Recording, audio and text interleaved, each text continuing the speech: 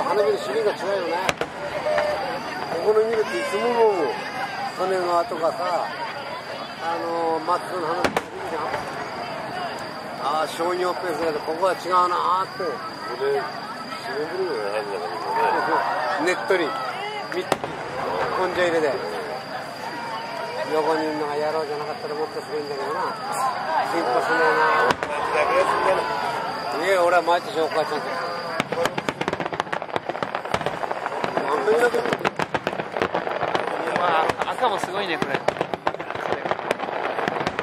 ほら。で、こうやって見るじゃん。花火を、こんなにいっぱい見ると。使っちゃいけない。花火をやると使ってくれば。